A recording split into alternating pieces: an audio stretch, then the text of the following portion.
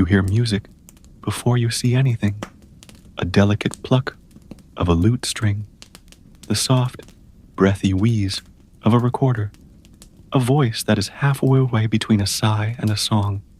The sound seeps through heavy velvet curtains and ancient wooden shutters. It's still dark out, almost defiantly so. But someone, somewhere, has decided it's time for you to wake up. You blink, or at least you imagine you do. The bed beneath you is immense, high, firm, threaded with gold embroidery, and the faint scent of lavender sachets hidden between the sheets. The mattress is stuffed with wool and swan's down, a status symbol so deeply impractical it might as well be a noble title. And, well, you have one of those too. You are in France. Not the France of the croissant and the metro, but the France of powder, brocade, and 100 tiny, exhausting rules. It's the late 17th century, somewhere between the dull grandeur of Louis XIV and the deeply polished rot of Louis XV. A time of wigs, waistcoats, and wealth so profoundly decorative it forgets to be useful. You are, unfortunately, a French noble. Worse, you're awake at sunrise. You didn't rise on your own, of course. That would be unthinkably rustic. You were awakened, gently, musically, and quite literally, by a small orchestra that you employ for exactly this purpose. A viol player stands at the foot of your bed, eyes politely cast down. A young soprano begins the opening line of a madrigal that was written solely to complement your complexion. The harpsichord trills something vaguely smug in the background. Yes, your alarm clock is made of people. And yes, they're all better at their jobs than you are at yours. In the hallway, a servant prepares a pot of chocolate. Thick, dark, almost bitter. Not sweet. Sweet is for the Dutch. You'll drink it from a porcelain cup, imported at hideous cost from Meissen. Or, if you're feeling particularly fashionable, from your latest set of Chinese export ware. Fashion changes quickly, you see. But money? Money simply accumulates. Outside, the sky glows faintly, like the underbelly of a goose. It's still quiet, though the palace around you is beginning to stir. Someone drops a chamber pot, someone else mutters a prayer, and someone somewhere is arguing about powder. The talc kind, not the explosive. You shift beneath your covers and consider the day ahead. There is no real reason to get up. That's the most luxurious part. But staying in bed too long suggests illness, or worse, boredom. Nobility is a performance, after all, and even your sleep must follow the script. A valet enters and bows so low, you're momentarily worried for his spine. He begins the elaborate process of preparing your toilette. Not the bathroom, mind you, but the ritualized public grooming that will take up the next 3 hours. There are lotions to be dabbed, moles to be painted, wigs to be powdered, and perfumes to be layered so carefully that your body becomes a kind of olfactory collage. The French court takes odors very seriously. One particularly ambitious duke once commissioned a scent that mimicked the smell of rain falling on moss-covered marble. It made 3 people faint and was declared a success. You hear footsteps in the corridor. Lighter, quicker. That'll be the musicians heading to wake someone else. They've got a full morning ahead. The Comtesse prefers lullabies with bird imitations, while the Marquise insists on Italian cantatas with a little harp flourish at the end. And all before breakfast, historians still debate whether this musical wake-up tradition started as genuine affection or just aristocratic one-upmanship. Possibly both. Probably the latter. You, for your part, pretend not to care. Your eyelids flutter again.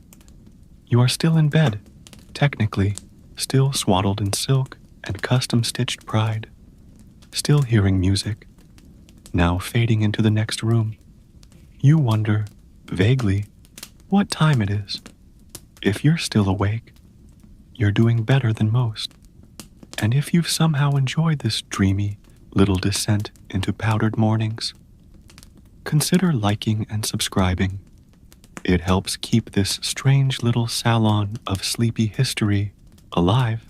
Comment below where you're watching from and what time it is where you are.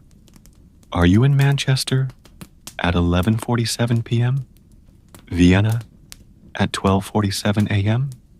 Versailles, perhaps, though not likely. Now let's ease into tonight's journey.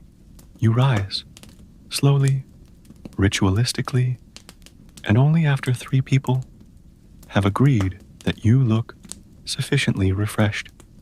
A second valet carries in your undergarments as if he's presenting state secrets. Another holds your wig on a velvet cushion.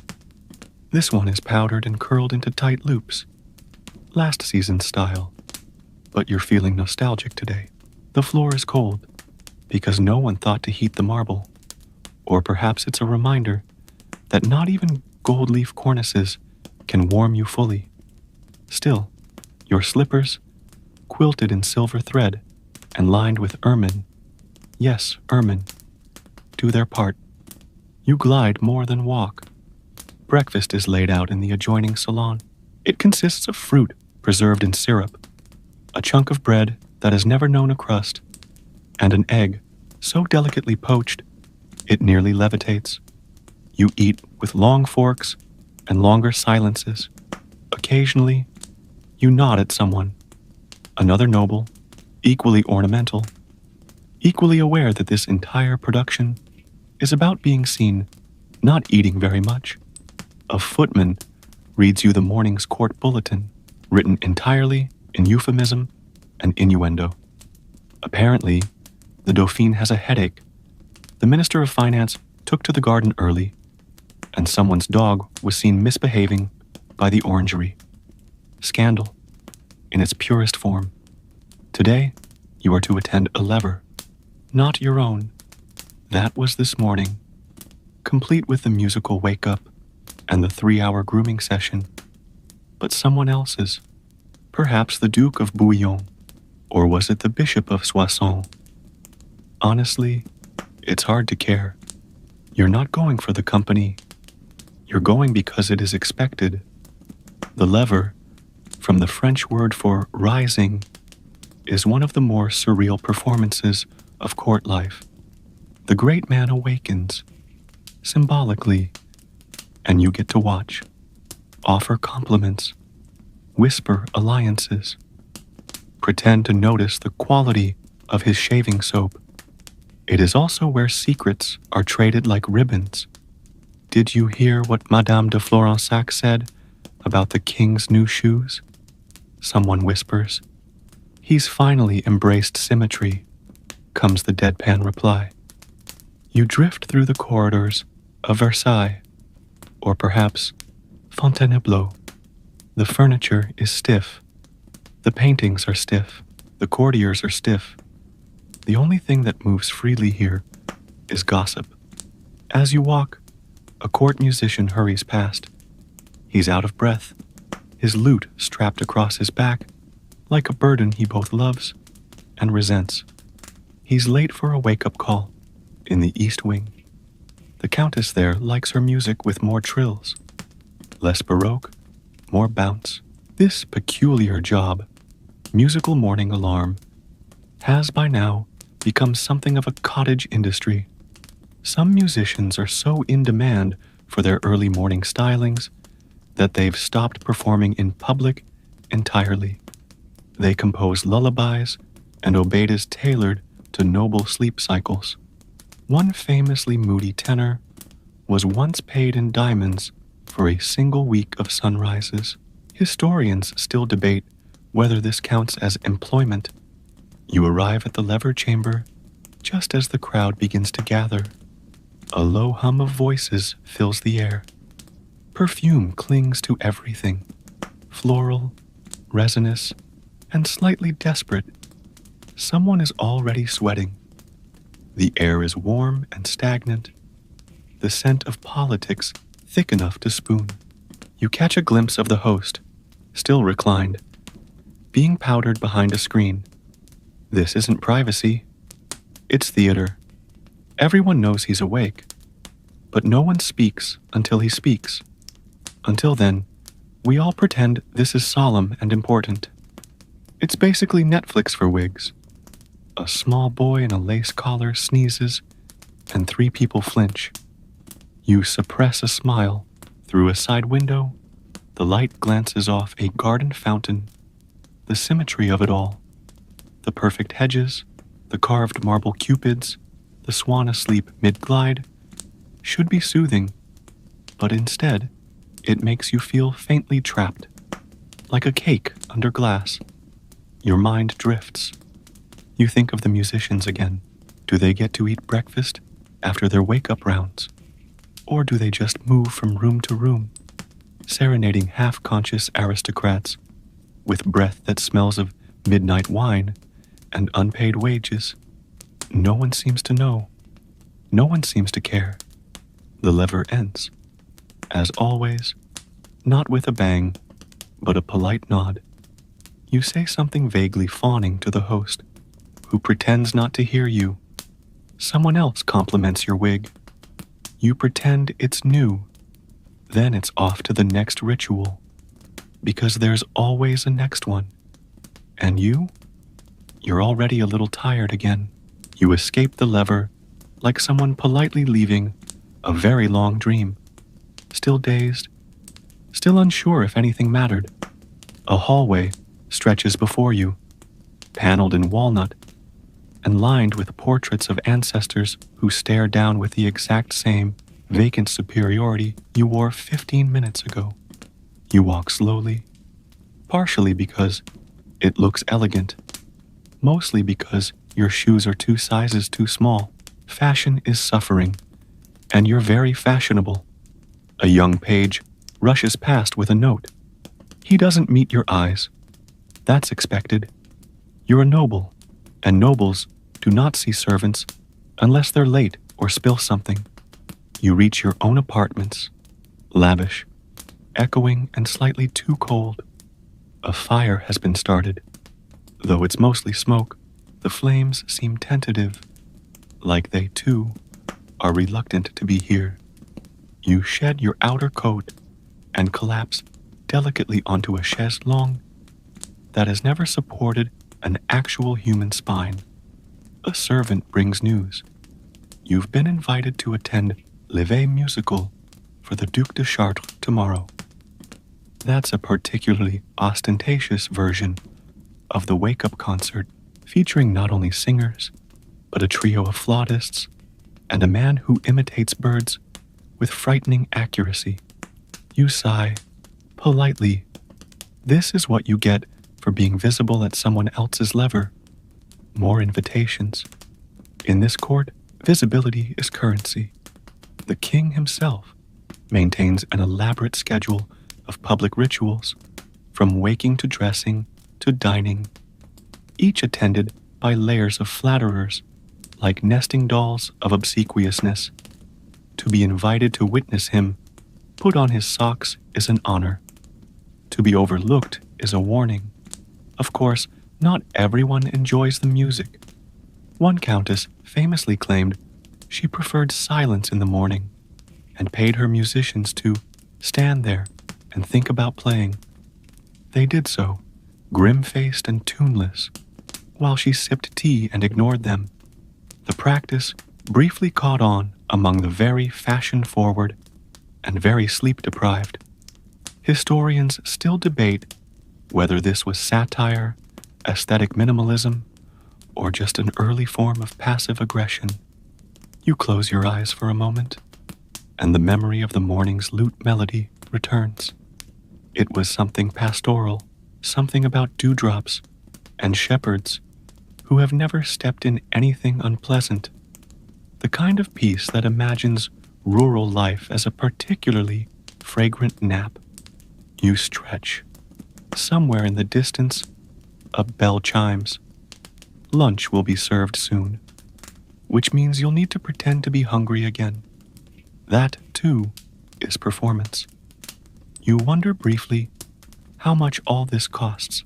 Not in currency, that's infinite, apparently, but in effort. The orchestras, the composers, the tailor who stitched a new waistcoat to match the latest harpsichord lacquer. The fact that a composer once had to write a symphony in the key of B-flat just because it matched a duchess's favorite slipper. You think, idly, about how your own music would sound. Would it be slow and melancholy, sprightly and full of trills, or just one long note, held indefinitely until everyone quietly left the room? From the courtyard below, a melody drifts up. Someone is rehearsing again, probably for another Noble's morning concert. You hear a violin tuning itself into the high, slightly nasal resonance that only court musicians seem to achieve. Someone claps. Someone coughs. Life continues, elegantly, exhaustingly. You're starting to wish for silence. But that's not allowed here. Not real silence, anyway. There's always a string section somewhere, lurking just outside your ability to care. You pull a brocade throw over your lap, even though the fire has finally caught. It's not for warmth, it's for aesthetic layering and rest, or something that looks like it. Afternoon arrives in a hush, filtered sunlight, soft footsteps, the distant click of heels on marble that echoes like punctuation. You are once again expected to be somewhere, not urgently. Nothing here is urgent, but promptly. Prompt is everything. The event is a salon, not the hair kind, though you wouldn't say no to a powder refresh, but a gathering of minds, or at least mouths, nobles, writers, amateur philosophers, women with very sharp fans, and even sharper memories. You attend because you must, because someone might say something devastating, and it would be terrible not to hear it firsthand. The salon is held in a smaller chamber within the palace, just large enough for a performance, just intimate enough to trap every word like perfume in a bottle. You take your seat next to someone whose title you've forgotten and whose scandal you vaguely remember. At the front of the room stands a composer, not famous yet, but ambitious. He's been hired to perform his latest composition, Réveil pour un prince ennuyé, Wake Up for a Bored Prince, a not-so-subtle dig at the royal nephew, who is, at this very moment, pretending not to be in the room. The piece begins. A soft cascade of notes from a clavichord, delicate and sighing. A violin enters, then another. It's nice, in that way that things can be nice, and completely unnecessary. You nod, as expected. Everyone else does too. The goal is to be seen appreciating, not necessarily to enjoy. Halfway through, a poet recites lines meant to accompany the piece. Rise, you who dream of velvet winds. The sun waits meekly at your door, and if you sleep through morning's call, we'll play until you beg no more. Subtle, very subtle. A ripple of polite laughter follows. Someone claps lightly with gloved hands. You glance sideways. The prince ennuyé has fallen asleep. Whether it's insult or irony is anyone's guess. Afterward, wine is served. Thick, spiced, the sort that stains lace and reputations. Conversation begins in earnest. You mention your morning wake-up concert and pretend it wasn't exhausting. Someone else tops you. Their cousin has commissioned a wake-up opera. Full cast, full staging, in bed. You sip, you nod, you smile, And then someone brings up the strangest fashion of all, the musical sleep through. Yes, there were nobles who, in a particularly absurd season, began hiring musicians not to wake them, but to keep playing until they decided to wake themselves. The music would go on for hours, changing tempo and theme in an effort to match the sleepers' moods. Sometimes guests would attend and silently listen, like watching a sunrise you weren't invited to. It was, of course, wildly expensive and wildly unpopular after one gentleman refused to wake for 3 full days. The orchestra quit in protest. The man claimed victory. No one was sure of what. Historians still debate whether this was proto-performance art or a very passive form of social rebellion. You check the time, uselessly, since you don't carry a watch. Time in this world is measured in events, not hours. You leave before dessert, murmuring something about a headache. Everyone understands. Everyone pretends to care. Outside, the air is cooler, touched with the green scent of the palace gardens. You walk back slowly. The musicians from earlier are gone, replaced by the faint whistle of wind between statues. You feel, for a moment, like a background character in your own life. Not unpleasant, just decorative. Your feet ache. You imagine what it would be like to wake up without music, without lace, without someone announcing the weather like it's a personal affront. Just quiet, birds, maybe a dog. You laugh, quietly. That's not your world. That's someone else's fantasy.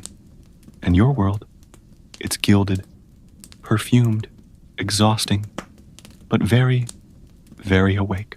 The next morning arrives before you're ready. Though, in fairness, you weren't ready for yesterday either. Your eyes flutter open to the tentative trill of a transverse flute, piping out a tune that sounds suspiciously like something from a shepherd's festival. You sigh, not again. The curtains are drawn back by unseen hands, and light seeps in like an uninvited guest. Today, the musicians are going for pastoral cheer. Flute, theorbo, a chirpy soprano whose voice hits high notes like they owe her money. They hover near the corner of the room, trying to make themselves invisible, while simultaneously performing a full concert. You manage a half-hearted smile, because someone is watching you watch them. There are 3 courtiers in the room already.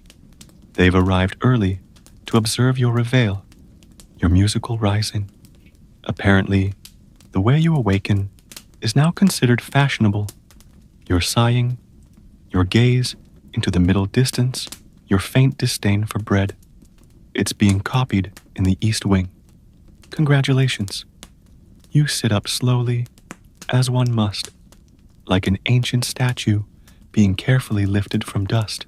A valet rushes forward with a robe, brocade, of course, covered in embroidered roses that itch faintly.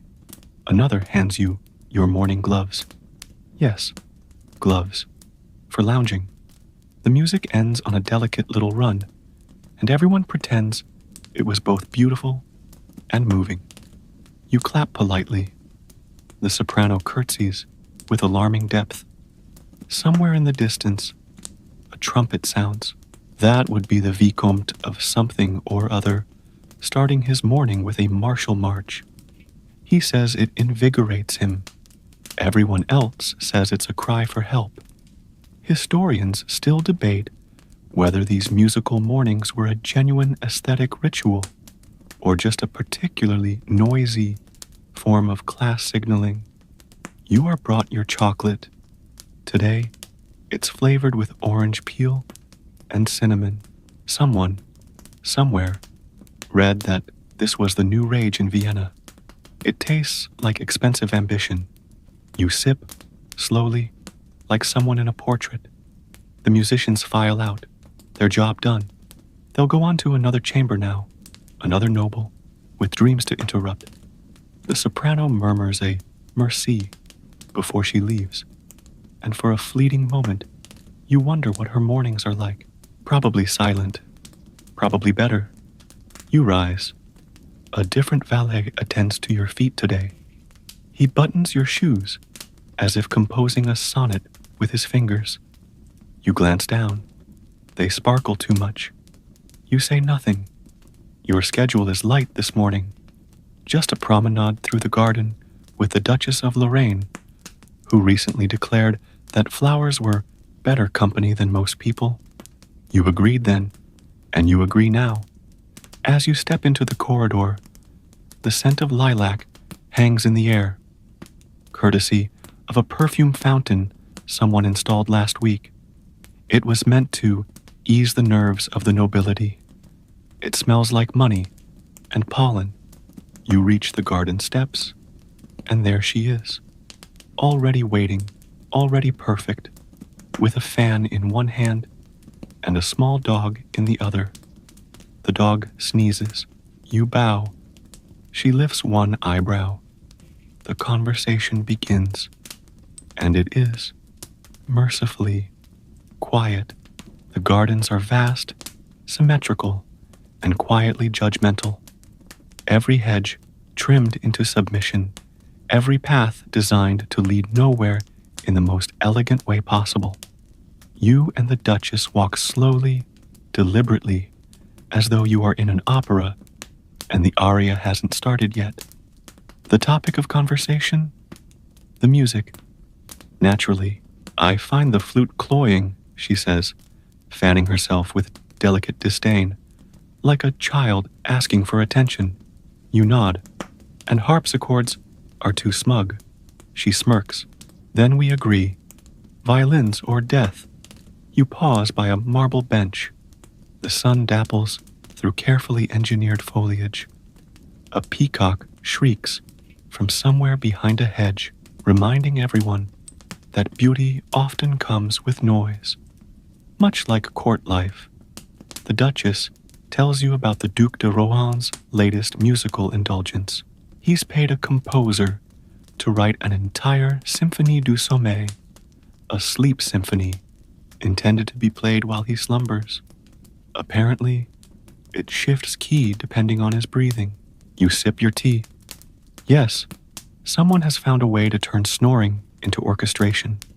One of the garden staff walks by, a quiet gardener with rough hands and a face that's seen sun, wind, and absolutely no powdered wigs. He bows deeply, and you both ignore him. That is, of course, the rule. As you resume walking, the Duchess brings up a new trend. Music boxes hidden inside bedposts. They play little lullabies at the pull of a tassel. Some even rotate tiny porcelain figures while the tune twinkles. She's ordered 6. One for each mood, she says. You try to imagine what 6 moods a noble might have. Awake, hungry, bored, insulted, slightly less bored, and asleep. She laughs, too loudly for a duchess. Historians still debate whether the invention of musical bedposts improved sleep or just gave people something new to lie about at salons. You reach the reflecting pool. The water is still, perfect, mirroring the clouds above and your faces below. It's beautiful and faintly unsettling, like the palace itself. You stare at your reflection. The lace at your collar looks a bit too fussy. Or maybe you're just tired. The Duchess's dog begins to bark at a swan, which ignores him entirely. The dog, offended, snorts and sulks in her arms. You envy him. You decide, at that moment, that tomorrow's morning music will be different. Something quieter. Perhaps just a lute. Or even, daring thought, nothing at all. The Duchess notices your faraway look. Don't tell me you're thinking, she teases. You'll ruin the symmetry. You smile, thinly. Only about silence. She fans herself again. Ah, the rarest music of all. And with that, you walk on. Two well-dressed ghosts haunting a garden that never changes, accompanied by nothing more than the wind through hedges and the sound of tiny shoes crunching gravel. Afternoon fades like watered ink across parchment. You find yourself back in your chambers, or what passes for them, a series of connected rooms that smell faintly of powdered iris and old ambition. The fire has been rekindled, the tea has gone lukewarm, and you are once again alone, which is to say, merely unaccompanied. You sink into your favorite chair, a monstrosity of gilt and satin upholstery that refuses to support the human form in any meaningful way. Still, it's yours, and ownership is 9/10 of the nobility. A book rests on the side table, not one you're reading, but one you've had strategically placed. Montaigne's Essays. It says, "I think deeply while allowing you not to." The pages haven't been turned in days, but the bookmark remains visible, just far enough in to impress, not so far as to suggest free time. There is a knock, gentle, timid. Enter. You call, already regretting the energy it takes. A young servant steps in. He's holding a small silver tray with a note, not folded, sealed, red wax, crest unknown. You break it with your thumb. The letter is a summons from the Marquise de la Vallière. She's hosting a musical dinner this evening. Private, intimate, which, of course, means 40 people. She requests your presence and your opinion on a new genre. You raise an eyebrow. Genre? Apparently, the Marquise has commissioned a piece written in what she's calling musique d'oreiller, pillow music. It's meant to evoke the act of not quite falling asleep, a musical representation of that blurry mental space between awareness and dreams. You reread the note. Scholars still debate whether musique d'oreiller was an actual artistic movement or just an excuse for bored aristocrats to fund art that matched their mood swings. You fold the paper. You sigh. This is your evening now. As you dress, your valet suggests a softer waistcoat. The blue silk with the faint embroidery, not the one with the brash gold thread. You nod. Quiet elegance is the current mood. As always, you wonder, when exactly did this life become so performative? Probably around the time someone decided it was necessary to hire a theorbo player just to get out of bed. You are powdered, laced, combed, buttoned, perfumed. By the time you are ready, you no longer recognize yourself. But then, that's rather the point. You step into the hall.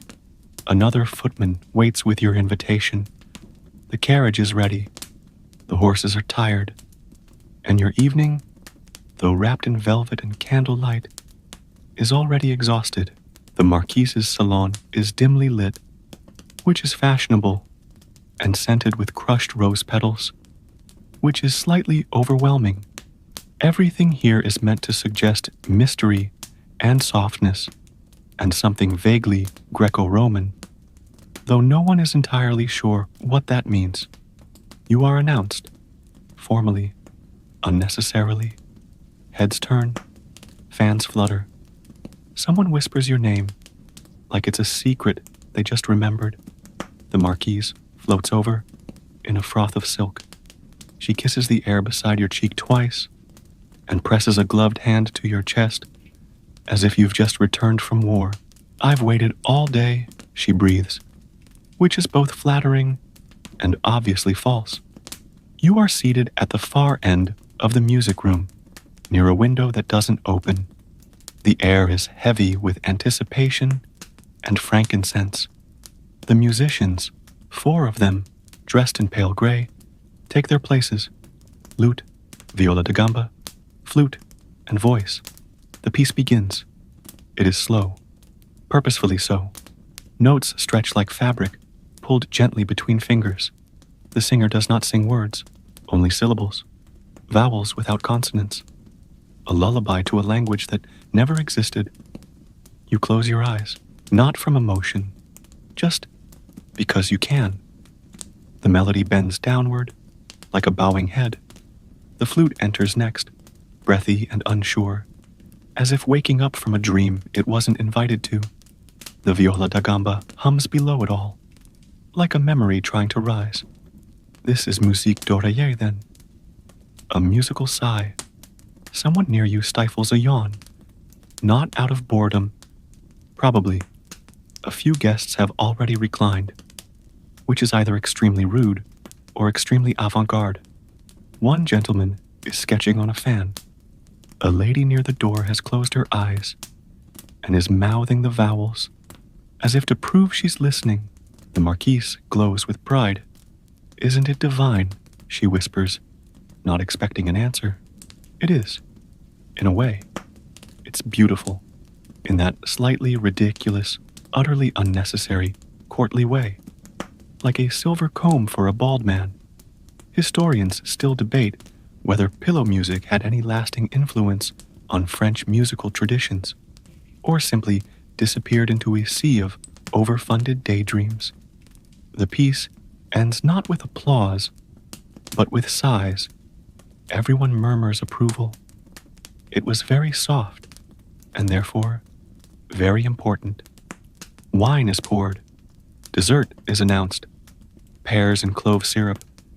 Because sugar is the new language of status, you partake. Because one must. Later, you'll tell someone the music lingered like sleep on silk. They'll pretend to understand. You'll pretend to believe them. And the musicians? They bow once and vanish into the evening, like a dream you half remember and never mention again. You return to your chambers beneath a sky that barely bothers to glimmer. The stars are faint, distant, uninterested, like aristocrats watching a less interesting ball. Your carriage wheels click along the palace stones, each sound swallowed up by the thick hush of night and the even thicker velvet of social exhaustion. Inside, the fire is already lit. Your valet awaits, holding your nightgown with the solemn reverence of a priest presenting a relic. It's made of batiste linen, stitched with a monogram so ornate it might be a threat. You nod, which is the closest thing to thanks you're expected to give. You sit while he removes your shoes. One comes off easier than the other. A long sigh escapes you, and it is the first sound you've made tonight that feels genuinely yours. "I trust the music was pleasing?" the valet asks, risking casual tone. "You consider this?" "It was like listening to someone fall asleep inside a feather." He nods, not in agreement, but in strategic survival. As you are undressed and redressed in clothes meant only for dreaming, you wonder if the musicians are also doing the same thing, somewhere across the palace. Probably not.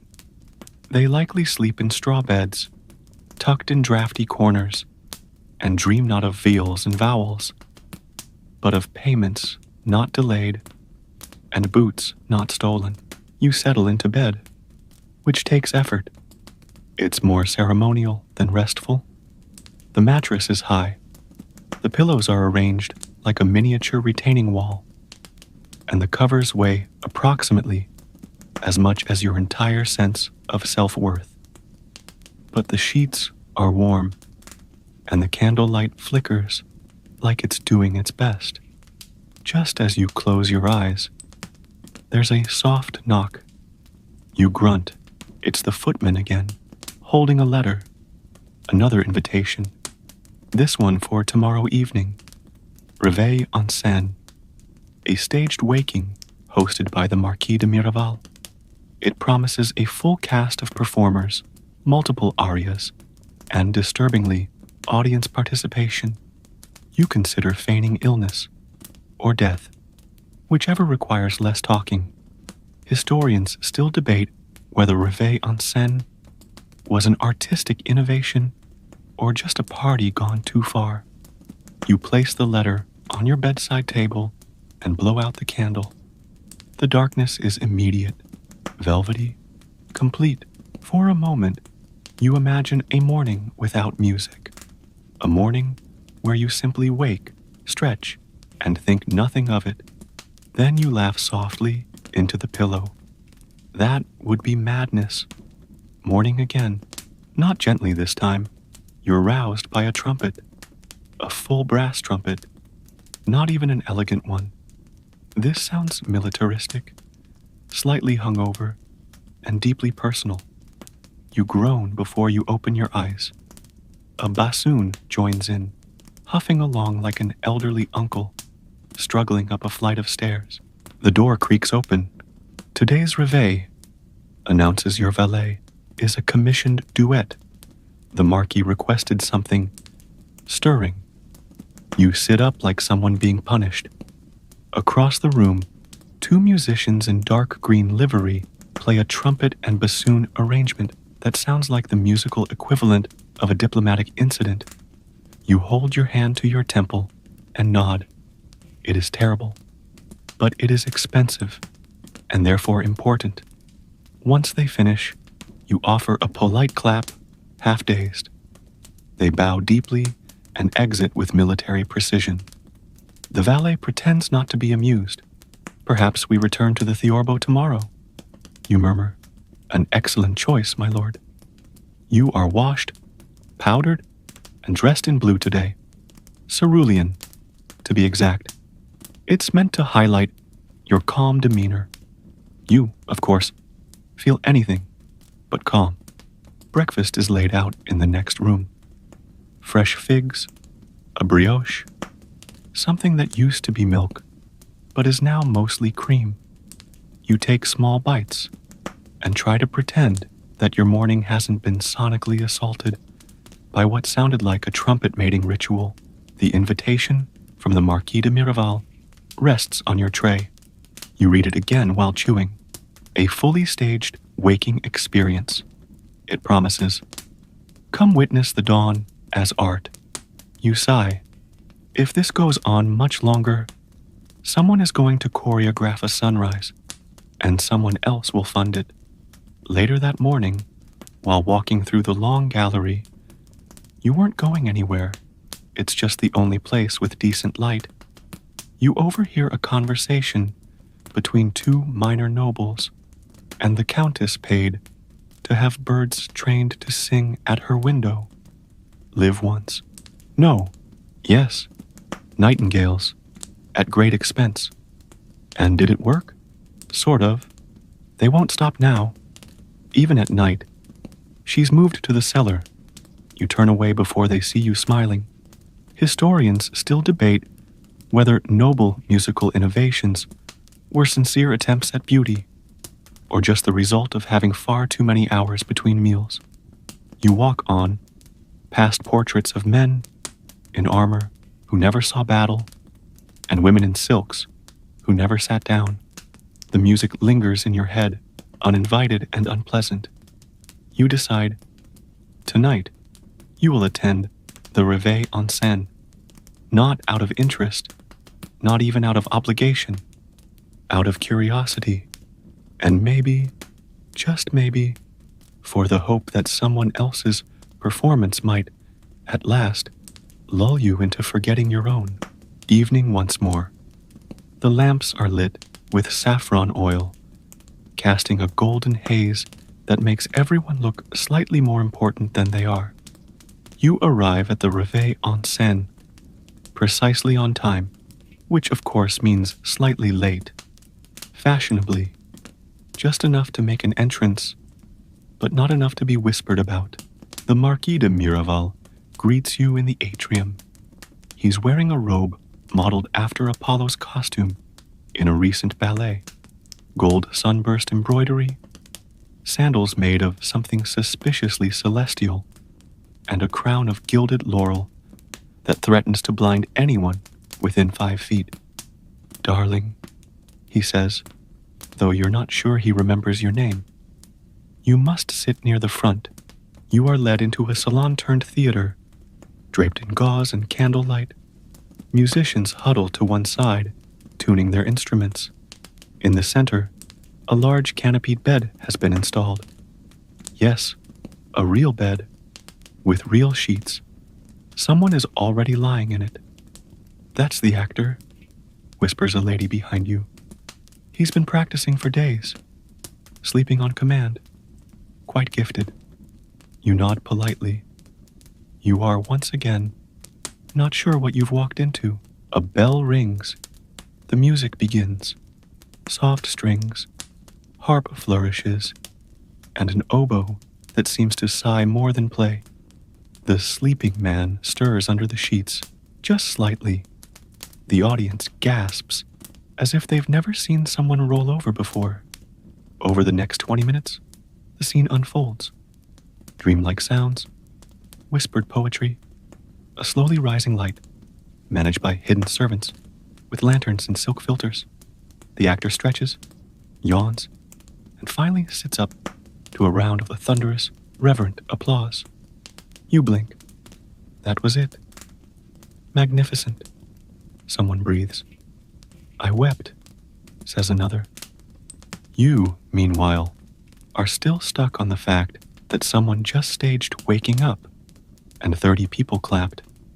Historians still debate whether this was the height of sensory theater or the moment France gave up entirely. Wine is served. Conversation flows. You stand near a sculpture of Diana and try to look thoughtful. Someone approaches. A baroness, perhaps. She leans in. "I hear the Marquis wants to expand it into a trilogy." "A trilogy?" You repeat. "Yes, this was the morning." Next, the midday sigh. And finally, post-lunch regret. You nearly choke on your wine. Later, you leave under a sky blurred by clouds. The wind brushes past your ear like a quiet laugh. It feels good to be outside. Real, unscented, untuned. And somewhere in the distance, a bird sings uninvited, gloriously off-key.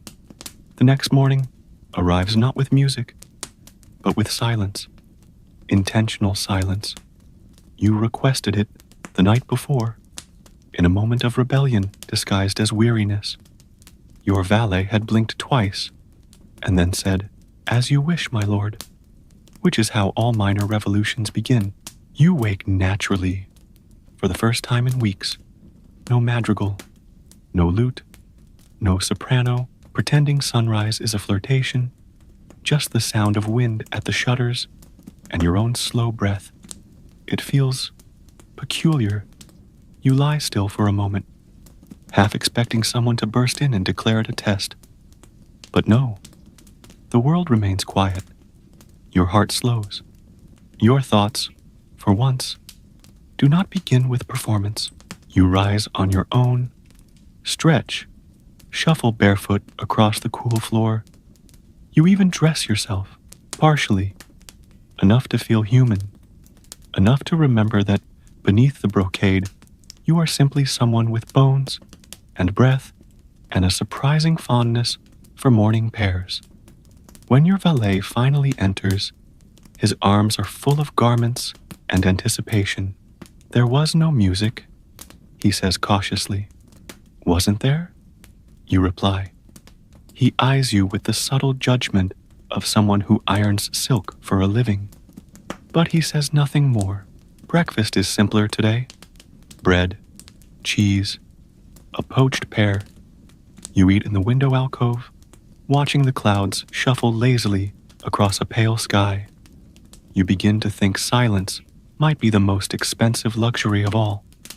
At mid-morning, you attend a small gathering in the blue salon. It's an informal one. No official program, just conversation and a trio of viols playing discreetly behind a potted orange tree. The topic is musical insomnia. "Have you heard about the Count?" someone says. "He can't sleep without hearing the exact same aria every night. Same singer, same room, same candle scent. And if it changes, another asks. He wakes up shouting. You nod solemnly. You've been there, not with arias, but with expectations. They're surprisingly hard to fall asleep under. Someone else recounts the tale of the Chevalier d'Aubusson, who demanded a nocturne written entirely in minor chords. He said it suited his melancholy, though he still managed to marry 3 times. Historians still debate whether sleep music ever truly helped the nobles rest, or just gave them something to discuss while they couldn't. You excuse yourself before lunch, claiming a letter to write. You don't write it. Instead, you sit quietly in your study, beside a vase of drooping roses, and let the silence keep you company. For once, no one is singing. No one is performing. Not even you. It is, without question, the best part of your day. Later that day, in a moment of reckless normalcy, you visit the palace kitchens. Not for food. You have no real use for food outside its decorative potential, but for curiosity. You've heard rumors of a baker who hums operatic arias while preparing custards. And today, for reasons you can't explain, that sounds more interesting than watching another duke learn to play the lyre. The kitchens are warm, not the curated warmth of your fireplace, but real, smoky, practical heat. It wraps around you the moment you step through the thick wooden doors. You half expect to be turned away, but the head cook simply nods at your appearance, as though this happens all the time. It does not. Copper pans hang from the ceiling like medals. The scent of rosemary and roasted meats mingles with flour and burnt sugar. A boy rushes past carrying a bowl 3 times his size. A woman with strong arms and a hairnet of modest lace is whipping egg whites into snowy peaks. She does not curtsy. You are, for now, irrelevant. And then you hear it from the far end of the room, tucked near a long table dusted with flour, comes a voice, a smooth tenor, light but confident, singing an aria from Orfeo. It floats above the clatter of pots, the shuffle of feet, and the hiss of boiling stock. You follow the sound like a child might follow a trail of breadcrumbs. The baker is mid-kneed, hands deep in dough, apron covered in what might be yesterday's sugar. He sings without looking up, his voice dancing through notes as casually as his fingers fold the dough. It's beautiful, honest, unrehearsed. You stand in silence, the only person in the room doing nothing at all.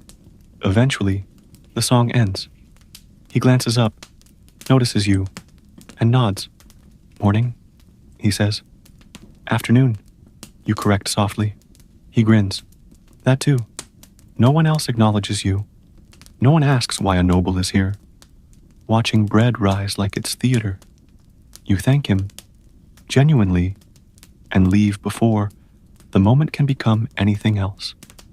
Historians still debate whether the musical habits of servants were echoes of high culture or simply better versions of it. Back in your chambers, everything smells faintly of lavender and wealth. You sit down at your desk and write a single sentence on thick paper. The best music I've heard all week came with flour on it. You fold it, seal it, and tuck it away in a drawer. It is a secret you plan to keep. That evening, you attend a small dinner hosted by the Abbé LaSalle, a man known for 2 things: his endless collection of rare sheet music and his complete inability to carry a tune.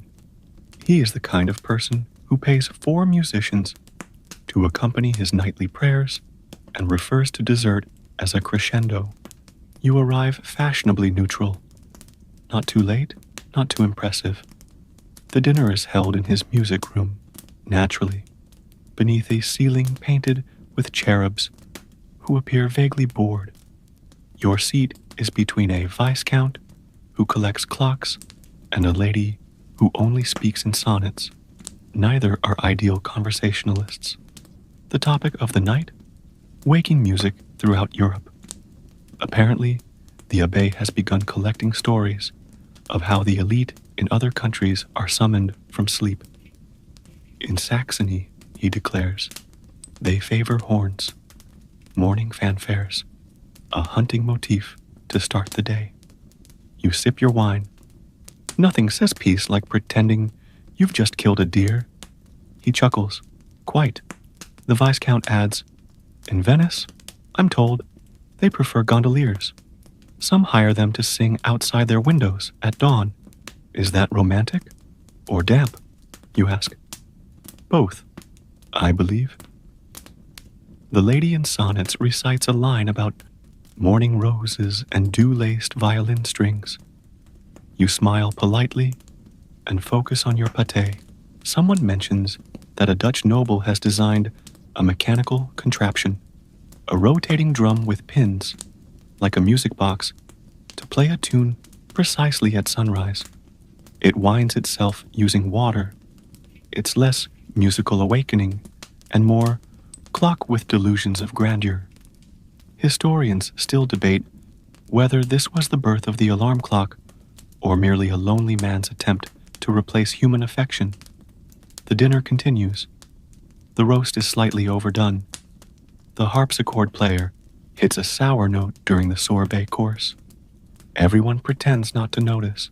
Later, the abbé invites you to see his latest acquisition, a handwritten lullaby from a Neapolitan monk, said to calm even the most agitated mind. You look at the notes. You read the lyrics. They are about sheep. Not poetic sheep. Just sheep. You smile. He beams. You say it's profound. It is not. But it is musical. And sometimes that's enough. Morning again. And this time, the music arrives as a string quartet, restrained, elegant, and clearly hired to avoid any sudden enthusiasm. The violins whisper, the cello sighs, and the viola seems to have just woken up itself. You lie in bed longer than usual, allowing the sound to coat the room like soft velvet. Today, you feel less like a noble and more like a slightly overwatered houseplant. You are beginning to suspect that waking rituals, however elaborate, do not actually make the day better. They just distract from the fact that it's happening. The musicians finish their piece, bow, and file out with the grace of people paid not to speak. You nod in their direction. One of them, the violist perhaps, smirks ever so slightly. It's the kind of smirk that suggests he knows this whole performance is absurd, but he's still taking the coin. You dress slowly. The silk stockings are too tight, the shoes are inflexible, and the collar is more ambitious than supportive.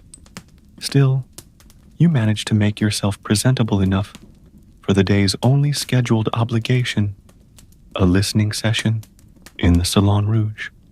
A new composer, young, nervous, probably from a village with more sheep than vowels, has been invited to present his radically subtle musical experiments. You arrive to find a sparse crowd, which is always suspicious. Either the music is challenging, or someone's social standing has slipped without notice. The composer is pale, wide-eyed, and holding what appears to be a hurdy-gurdy. Yes, that kind of day. He begins. The music is interesting. It drones and pulses, layered with minor chords, and something that sounds like someone humming from another room. It's hypnotic, slightly eerie, and completely unlike anything fashionable. You glance at your fellow nobles. Most are still. Some are visibly confused. One man is pretending to have heard something similar in Prague. He has not. The piece ends after exactly 7 minutes, which feels both too short and far too long. A few polite claps. One woman fans herself rapidly, as if warding off an opinion. You approach the composer afterward. That was... You begin. Yes, he says, eyes wide. Very specific. He beams.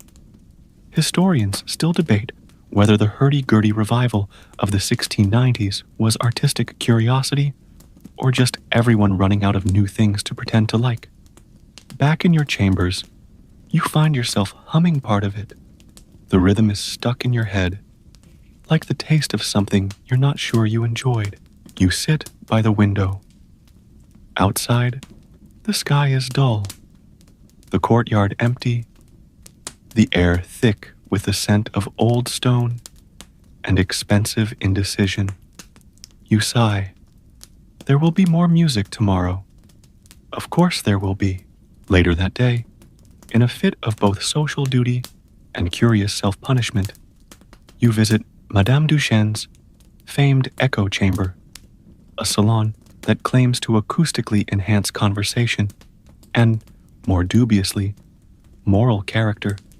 It's really just a long room, lined with curved walls, velvet tapestries, and uncomfortable chairs, shaped like regrettable metaphors. Today's theme, music as soul language. You enter to find the room half full and entirely perfumed. A small harpist plays softly in the corner, her fingers barely moving. The sound echoes faintly, lingering too long, like a compliment you suspect wasn't sincere. Madame Duchenne is already speaking. Music, she declares, is the architecture of feeling, and today we construct a cathedral of candor. You do your best not to laugh. Everyone is handed a small notebook and quill. You are meant to write down the emotion each piece of music evokes. This, apparently, is important for emotional mapping. The harpist plays again. You listen. You write, mild yearning, or possibly indigestion. The next piece is a solo voice, wordless, wandering, sung by a young man with the posture of a wilted willow. His voice floats like smoke. You close your eyes. You imagine lying in a field. You imagine sneezing from the grass. Your note, like forgetting something on purpose. The final piece is silence, intentional silence. Madame Duchenne stands at the front of the room, arms extended, eyes closed. Everyone waits. No one dares breathe too loudly. It goes on for several minutes. You resist the urge to yawn. Your final entry, this one's just quiet, which is fine, really. Afterwards, there is a discussion. The word transcendent is used 7 times. Someone says the silence made space for their sadness. Someone else says it reminded them of soup. You don't speak. Instead, you watch the harpist pack her instrument in a plain case and leave without fanfare. She looked like she meant it. That's rare.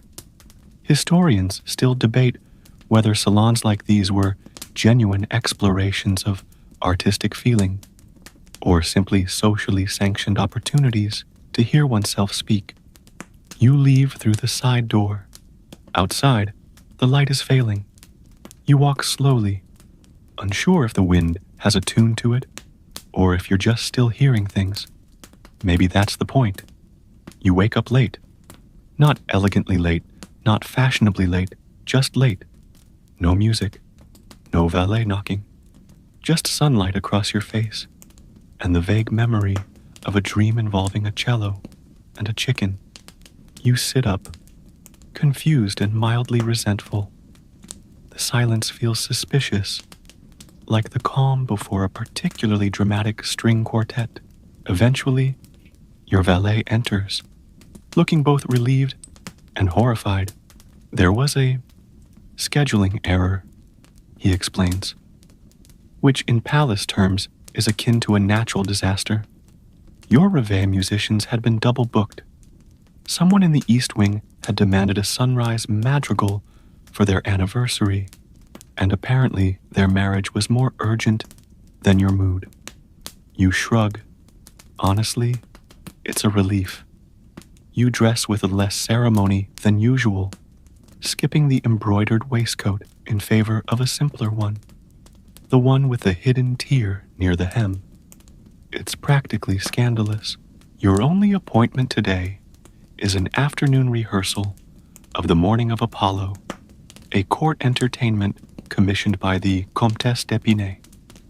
You've been roped in, not as a performer, thankfully, but as an observer of emotional integrity, whatever that means. The salon has been rearranged into a mock stage. Pillows have been placed for audience seating, and the musicians hover like birds, uncertain whether to nest or flee. The lead dancer, a man named Felix, with shoulders like a marble statue and the emotional range of a dandelion, is arguing about tempo. I cannot become Apollo at that pace, he insists. The harpsichordist does not care. You find a corner to observe from.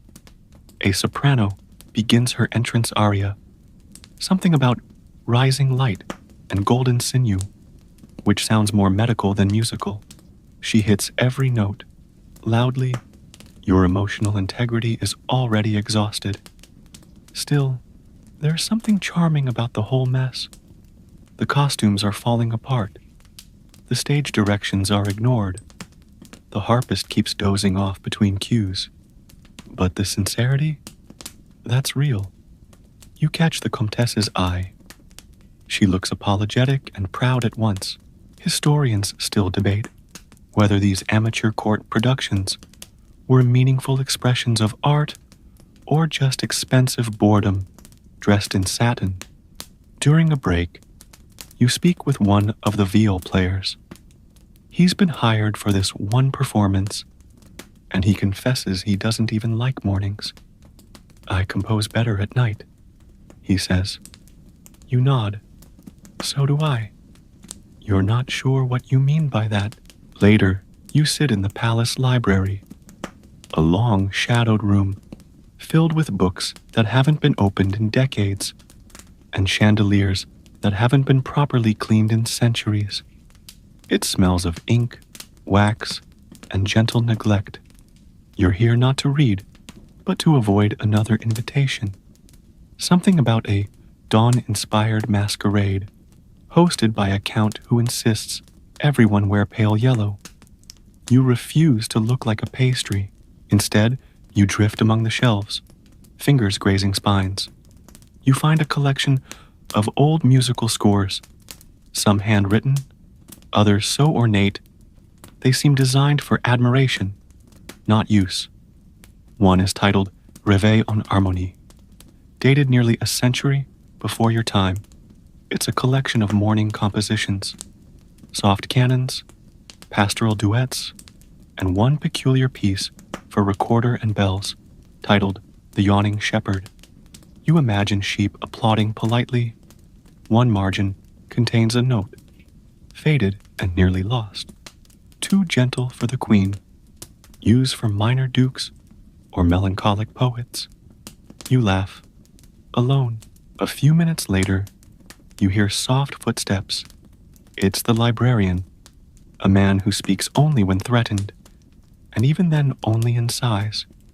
He doesn't acknowledge you, just nods toward a nearby desk. There sits a manuscript in progress, music of the sleeping court. You flip through. There are entries on lullabies composed for specific nobles, instructions for synchronizing chamber music with digestion, even an account of a duke who insisted on hearing wind chimes during his dreams. Actual wind chimes. Indoors. You pause on a passage. The most ambitious reveille of the decade involved 17 violins, a snow machine, and an actor portraying the sun. You close the book slowly. Historians still debate whether this event actually occurred or was simply whispered so often that it became truth. As you leave the library, you feel strangely comforted, not because of the music, but because even the most absurd things were, apparently, written down. You begin your morning with an experiment. No music. Again, the court composer, clearly offended by your recent silence requests, has sent a note. If your ears tire of beauty, perhaps your heart needs retuning. It is signed with a dramatic flourish, and what appears to be a wax stamp shaped like a lyre. You place it in the drawer with your other passive-aggressive correspondence. Instead of music, you open a window. The real kind, not metaphorical. The air that drifts in smells of early dew and distant bread. Somewhere beyond the palace grounds, someone is alive in a way that doesn't require metaphor or accompaniment. You drink your chocolate in peace. You chew your toast in silence. It is, frankly, revolutionary. At midday, you are summoned, politely, firmly, to the chamber of the Duchesse de Maligny. She is hosting an intimate auditory tasting, which is precisely as strange as it sounds. You arrive to find a long table. At each place setting, a glass of wine, a small dish of cheese, and a pair of musicians waiting to play exactly 7 seconds of music per course. I call it synesthetic pairing, the Duchess explains, eyes glittering like she invented the concept of sensation. We shall listen to taste, and taste to listen. Your first pairing is a soft brie and a minor key violin phrase. It's fine. The second is a crisp white wine and a harpsichord trill so sharp it could cut fabric. That one makes your molars wince. The third, blue cheese and a bassoon solo, is unexpected. You're not sure if you enjoy it, but you do feel something profound and mildly confusing, which seems to be the point. Others around the table murmur their reactions. Earthy, says one marquis. Revelatory, breathes a baroness. Someone writes down must try with goat cheese in a tiny velvet-bound notebook. Historians still debate whether these pairings marked the height of Baroque sensory exploration or just another elaborate excuse for nobles to justify day drinking. After the final course, a cube of quince jelly and a chime made with 4 wine glasses and a gloved thumb, the Duchess leans toward you. What do you taste when you hear silence? She whispers. You pause. Mostly relief. She laughs, like you've complimented her. You leave a little dizzy, not from the wine, but from the sense that everyone's pretending just a little harder than usual today. Later, in your chambers, you receive a letter from an old friend. Well, not quite a friend, more a former rival, the Duc de Navarre. Known for his razor-sharp cravats and perpetual sense of quiet superiority, he writes from his estate in the countryside, where he claims to be liberated from the tyranny of sound. You read aloud. Here, the birds do not perform. They simply sing. My butler does not whistle madrigals. My curtains do not swish in 3/4 time. It is, how did we forget? Quiet.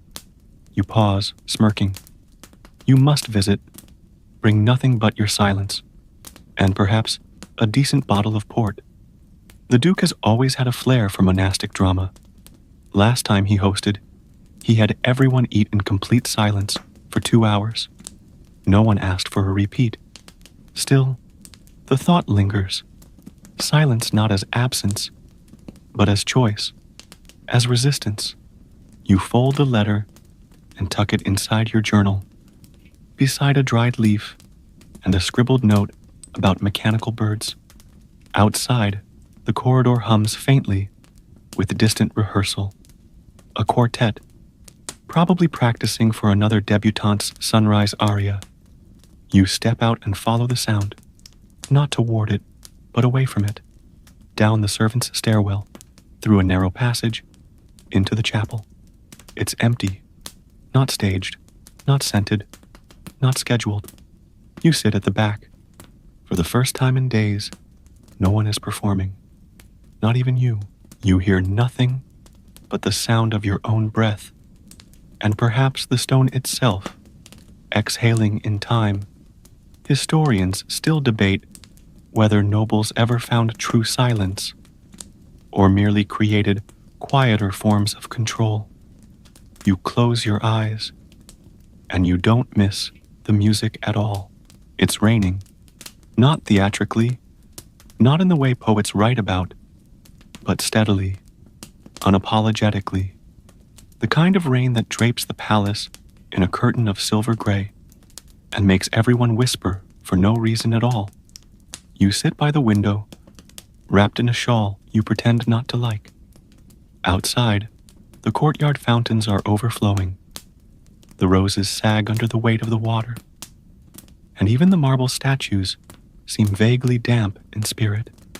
It is, by every measure, a perfect day to do absolutely nothing, and yet you have an appointment. You're expected at the Duc de Chamfort's conservatory, a greenhouse repurposed into a venue for botanical symphonies. The concept is simple, or at least presented that way. Each plant, flower, and vine is paired with a musical instrument, the idea being that a camellia might be a flute, a fern might be a harp, and a bougainvillea, well, no one knows. Possibly percussion. The invitation was pressed with actual moss. You arrive, slightly damp and moderately skeptical. The conservatory is warm and fragrant, humid with the scent of jasmine, bergamot, and what might be mildew. Guests drift between planters like bees in formal wear. Musicians perch among the greenery, half concealed by leaves, playing pieces that rise and fall with each gust of greenhouse air. One cellist, hidden behind an orange tree, plays a soft vibrato that makes the fruit seem like it's ripening in rhythm. You're handed a tiny booklet titled Flora and Fugue, a listening garden. It contains instructions. Stand beside the rose bush and inhale deeply during the third bar. The viola is meant to echo the curvature of the ivy. Do not speak near the petunias. They are sensitive. You nod gravely. So do the petunias, perhaps. A woman nearby claims the marigolds made her weep. Another says the flute near the orchids triggered a childhood memory of being kissed behind a hedge maze. She does not elaborate. Historians still debate whether this was the origin of music therapy, or simply nobles finally admitting that plants are more tolerable than people. You spend a full hour drifting through foliage and fugues. At one point, you lean close to a rosemary bush while a clarinet trills gently behind you, and for a single, fleeting second, you feel deeply connected to something that does not need you to be clever. On your way out, you pocket the moss-pressed invitation. Later, when it dries, it will still smell faintly of time and absurdity. You wake the next morning to the sound of glass, not shattering, tinkling. You sit up.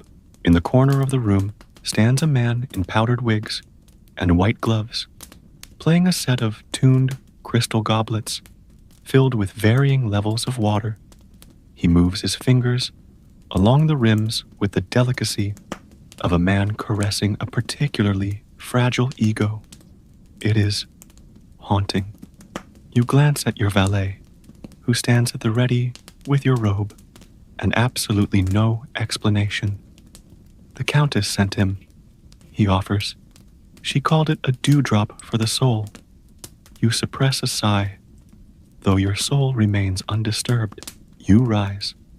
The glassman nods and continues to play, shifting into a higher register that sounds like angels whispering gossip. Breakfast is served late.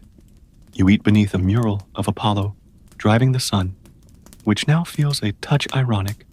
Your chocolate is too thick. Your toast too cold, but the silence, once the goblets stop, is perfect. You spend the rest of the morning rereading old letters. One, from your cousin in Vienna, mentions a new musical invention, a clavier that plays both backwards and forwards, depending on mood. It reflects the emotional arc of my mornings, he writes, which, as you know, begins in hope and ends in bureaucracy. Another letter, unsigned but obviously from the Duchesse de Maligny, invites you to an evening of echo duets, performances where each line of music is followed by an echo sung by a second singer in an adjacent room. You pause. That might be interesting. Historians still debate whether echo duets were designed for acoustic exploration or simply to avoid eye contact during performances. The day drifts on. You visit the chapel again, alone. This time, someone has left a small note on the pew. The organ sighs when no one is near. You're not sure if it's a poem or a prank. Either way, you sit, not because there's music, but because, for once, there isn't. The Duchess's echo duet evening turns out to be less performance and more seance. You arrive, as instructed, wearing muted colors, to allow the sound to dress the space. The hallway leading into the salon is draped in gauze, faintly perfumed, as if you're being predigested by a silk moth. Servants pass silently.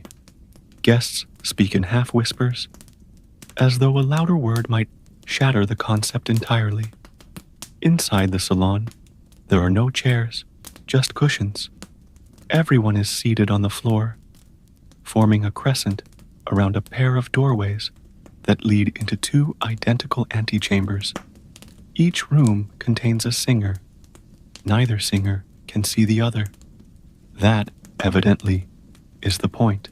The Duchess appears in the center, dressed in what looks like 12 layers of tulle, and a question. "Welcome," she breathes, to the space between. You do your best not to roll your eyes. The music begins, slow phrases from the first soprano, answered seconds later by her twin in the adjacent chamber. Each line is repeated, warped by time and distance. The acoustics bend slightly. The words blur. "You are the morning I remember," says one voice. "You are the morning I remember," echoes the other. Someone near you gasps. You're not sure if it's from poetry or posture. The piece continues. At one point, the singers break into parallel hums that spiral like soft rope being pulled through air. It's oddly beautiful. You find yourself leaning forward without meaning to. At the close, there is no applause, just shared exhale. The Duchess bows her head, like a priest who's just officiated a wedding between sound and silence. You slip away shortly after. It's too much to digest while sitting on the floor. Historians still debate whether echo duets emerged from architectural curiosity or the need to keep sopranos from arguing backstage. You walk home in the dark, accompanied by the sound of your own footsteps, and somewhere, faintly, the echo of a note still traveling between two rooms. You wake to a headache shaped like a symphony. Apparently, the echo duet affected more than your sense of patience. Your valet opens the shutters cautiously, as if light itself might provoke a diplomatic incident. "Perhaps something softer this morning?" he suggests. You nod, eyes still closed. The musician enters moments later, a harpist dressed plainly, who simply begins to play without announcement. No poetry, no narrative, just notes cascading like warm water across stone. It's the most honest thing you've heard all week. You dress slowly. The weather is indecisive, bright but damp. The kind of day where people talk about air as if it were a mood. You've agreed to accompany the Comte de Verray to a rehearsal of his new sonic procession. The Comte greets you in a cloak so embroidered it seems to hum. He's beaming. We're recreating the dawn of Versailles, he says, but from memory, and also with drums. You don't ask questions. The rehearsal takes place in a long corridor lined with mirrors and melancholy.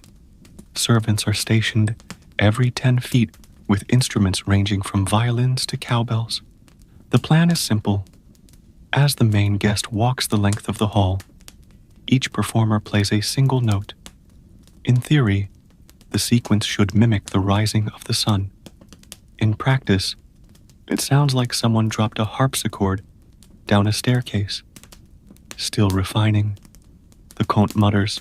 One of the performers, a girl no older than 12 with a tambourine, winks at you as she strikes her mark. It's the only moment that feels like music. Historians still debate whether these processional experiments were precursors to immersive performance or just nobles, making the hallway walk as dramatic as possible.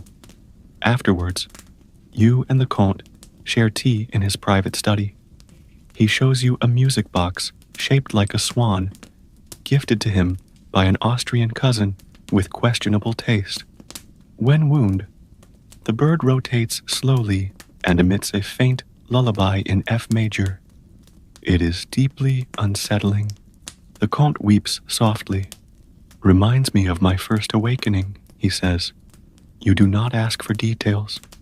You leave before he can wind it again. You've been invited to a symposium. Not a real one, mind you. This is the aristocratic version, where everyone brings opinions instead of facts, and wine instead of notes. The Marquis de Frontenac is hosting, and he insists it will be an evening of intellectual sincerity. You interpret that to mean long speeches and very small snacks. The topic, of course, is the philosophy of waking music. Everyone is now treating it as a sacred discipline, possibly because there's nothing left to turn into a hobby. You arrive fashionably dulled, wearing a dark waistcoat that makes you look serious without actually inviting conversation. The drawing room has been rearranged into a semicircle of velvet chairs, arranged with such symmetry that you feel guilty for sitting in one. At the center, a small podium has been erected, flanked by candelabras that make the speaker appear part oracle, part pastry. The first speaker is the Vicomte d'Allier, who reads aloud from his new essay on the ethics of melody before breakfast. It begins with a quote from Plato and quickly spirals into a metaphor about how flutes represent the moral decay of early risers. You nod politely while wondering if the snacks will be brought out soon. Next, a lady from Avignon argues that waking music should match one's dreams. She claims to have composed a piece based entirely on the movements of her cat while sleeping. It is titled Pas Nocturne in D. You hear murmurs of approval, though one man mutters, more of a pas etude really. Your turn arrives unexpectedly. The Marquis gestures toward you. You've experienced more reveils than anyone here. What, in your view, is their essence? You stand, clear your throat, and say, quite simply, they are invitations to forget what morning really feels like. There's a long silence, then someone claps, then someone else, and just like that, you are considered profound.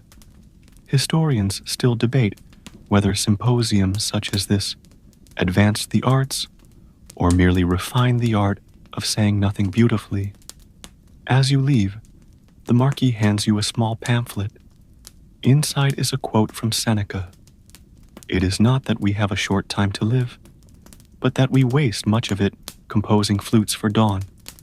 You smile and fold the paper into a little boat. The next morning arrives with thunder, not metaphorical thunder, actual thunder. It shakes the shutters and rattles the glass. Your first thought is that the base section has gone rogue. Then you realize, no, this is weather. Your valet enters, looking nervous. The morning ensemble has been delayed by mud. You sit up, blinking. We have an ensemble. He looks even more nervous. They were to perform a pastoral cantata with sheep. You lie back down. The storm continues. Rain lashes the courtyard, and somewhere in the distance, a statue topples with a sound that suggests a great deal of paperwork will follow.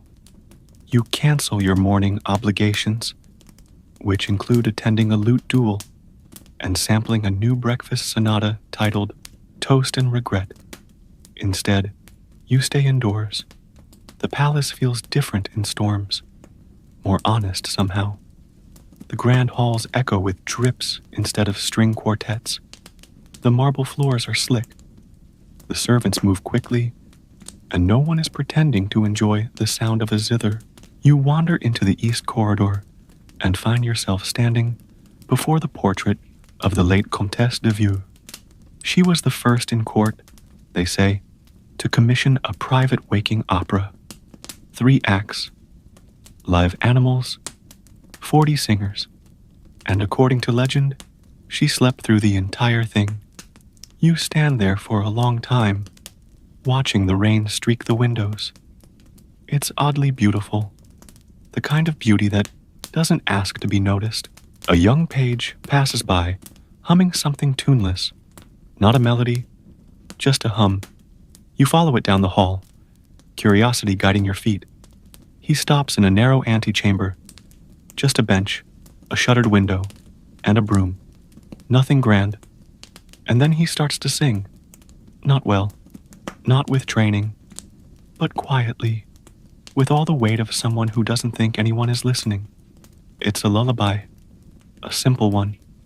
You lean against the wall and close your eyes. And in that moment, you're not a noble, not a patron, not a critic or a silhouette in velvet. You are just still.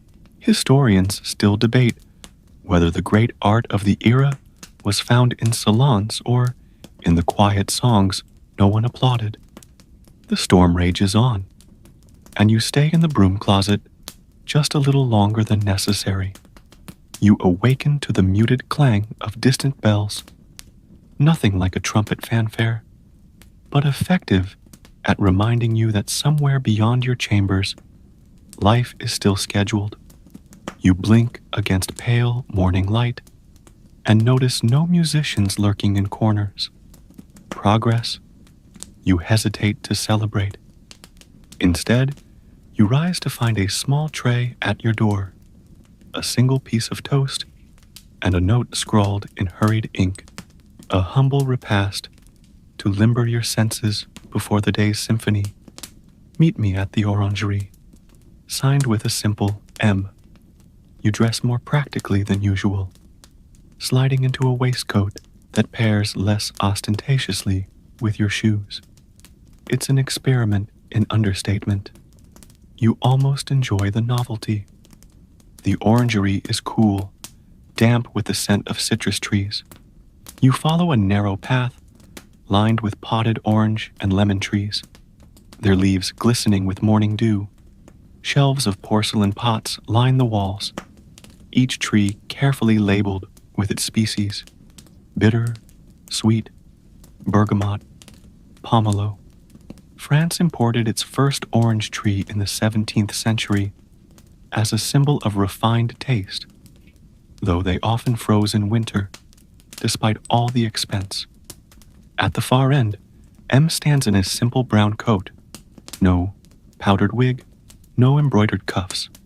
This is the same person who once hosted a reveille featuring live swans, now standing in quiet dignity beside a young woman practicing a flute scale for the first time.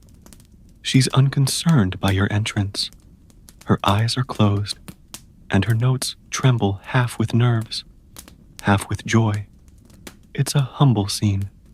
No audience, no fanfare, just two musicians testing sound against living leaves. You lean against a pot labeled citrus aurantium and breathe deep. The flautist falters on a high note, and M offers a wink that feels conspiratorial. You realize the real concert today is this unguarded moment. They finish. Neither bows. You step forward and applaud softly. The flautist smiles, her cheeks dusted with relief. Historians still debate whether early botanical music experiments inspired nature-inspired symphonies or simply gave aristocrats new excuses to wander greenhouses. M claps you on the shoulder. Not all music needs structure, they say. Some of it grows. You nod, considering your own routine of waking rituals. Maybe you've spent too many mornings dressing other people's performances instead of simply listening. You leave the orangery with your senses awake for once. Outside, a gardener hums an opera aria at a hedge clipper, and you let it drift past you without comment. It's liberating. As you walk back through the palace corridors, past portraits of ancestors who never heard a wind chime at dawn, you reflect. The richest music might be the one you barely notice. Your morning continues in surprising silence. No trumpets, no harpsichords, just the click of your shoes on polished stone and the faint rustle of silk. The palace feels oddly spacious, as though every sound you've ever invited has left to find a new audience. You head to the library, drawn by a stubborn curiosity about that unfinished manuscript, Music of the Sleeping Court. You find it lying open, as if someone placed it there intentionally. A new entry has appeared. In 1694, the Duchess de Richelieu ordered a nocturne for owl calls, composing notes to mimic their hoots. It was said to summon wisdom, or just more owls. It makes you chuckle. Owls as muses. It's the sort of peculiar fad courts embraced when they had nothing better to do.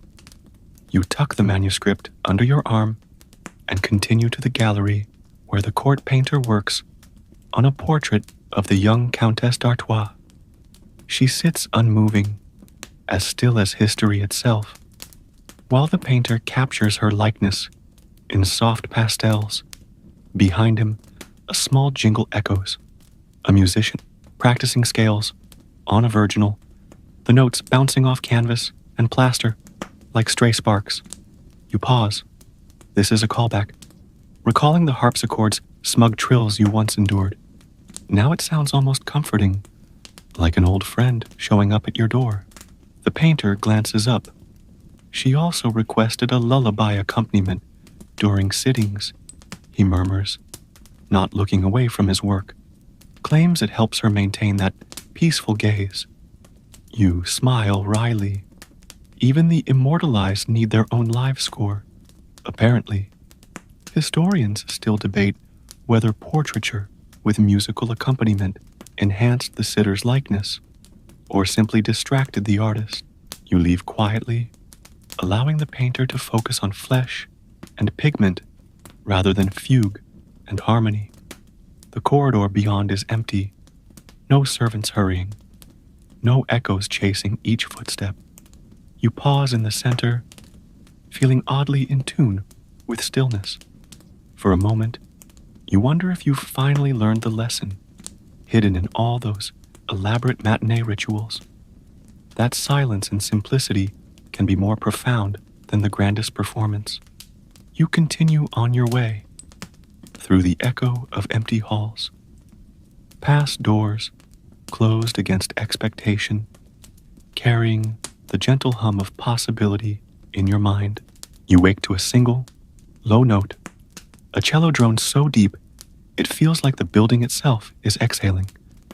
No fanfare, No fluttering birds, just one sustained hum that reverberates through the floorboards. You lie still, letting it wash over you, curious instead of annoyed. It stops after nearly a minute, leaving a silence so full you can hear your own pulse. A footman enters with your morning chocolate. The cellist was instructed to play only one note, he says, placing the cup before you. Your request, madame, or monsieur. I never can recall. He shrugs, abashed. You nod in gratitude. Precision is rare in your world. You sip slowly, savoring both the warmth and the absence of spectacle. Today, you've decreed, will be unmapped by invitations. You will wander without an agenda. You dress in simple grays. No embroidery, no shine. The valet arches a brow, but says nothing. You step into the corridor, where portraits of ancestors with powdered hair regard you imperiously. You wonder if they'd be more tolerant of a single cello note than dozens of madrigals. Probably. They seem fond of solemnity. You find the musician in a quiet gallery, seated beside a marble bust of Minerva. He plays that one note again, softly this time, as though testing its echo. You stand in a shaft of afternoon light. It catches the cello's curves, tracing the outline of every practiced seam. He looks up. It's called a pedal point, he explains. A foundation, one tone around which everything else can, or cannot, move.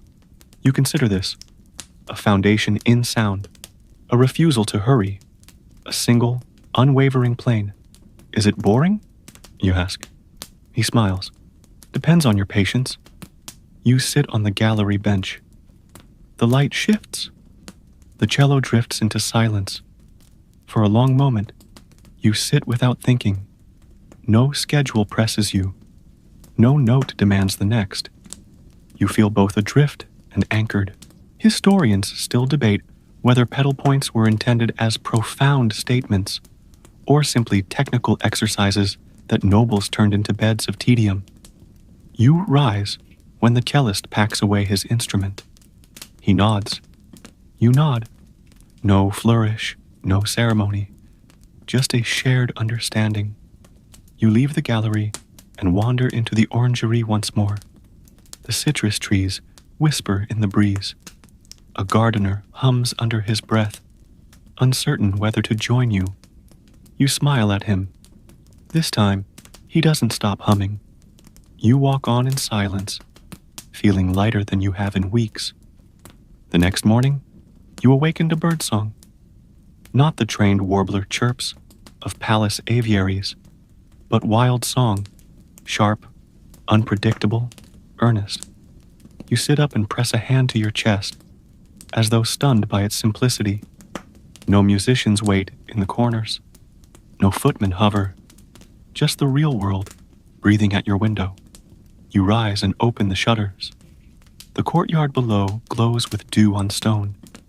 The fountains drip in random patterns. A gardener waters a single rose bush. You inhale the fresh air. It tastes of rain and possibility. You dress in muted greens. Enough elegance to satisfy your station. Enough understatement to honor the morning's sincerity. You step outside and join the gardener. He pauses, nods, and continues his work without a word. Together, you share the silence, that living, breathing music that requires no accompaniment. You follow a winding path to the chapel. The doors are open, light streaming through stained glass. Inside, you find the pew where you once sat in search of nothing. You kneel and close your eyes. The only sound is a distant drip of water from a broken gutter. You let it carry you away. Later, you return to your chambers to gather your things. There's a letter on your desk. Your last invitation, crumpled slightly at the edges. You read it once more. We hope you'll join us for a grand finale of waking rituals. An orchestral dawn greeted by fireworks. You smile softly, the way someone might at an offer, politely declined. You place the letter in a drawer, alongside the note about flower-dusted music and the dried moss invitation. You close it, choosing to let them remain as whispers of a life half-lived. In the hall, you pause at a portrait of yourself painted years ago, in full brocade, powdered wig, and overbright smile. You regard your younger form and murmur, "We learned something, didn't we?" No answer comes, except the echo of your own breath. And as you step away, you feel, for the first time, truly awake. For now, let your mind drift like a leaf floating on a quiet pond. Imagine the gentle rhythm of your own breath as the only music you need. Feel the weight of your body melt into the mattress, the steady pulse of comfort beneath you. Outside, the world continues quietly. No rehearsed melodies, no scripted performances, just the soft whisper of night turning to dawn. Allow each thought to settle, each worry to loosen its hold. Picture the last note you heard, the cello's pedal point, the gardener's hum, the bird song, and let it fade into the vast tranquility of your mind. Your heart, freed from obligation, can rest. Your mind, unburdened by schedules, can wander in gentle circles, and now, with a soft sigh, drift into sleep's embrace. Tomorrow, the world will still be waiting. No fanfare required. Good night, and may your dreams be as unhurried and full of quiet wonder as the simplest of melodies.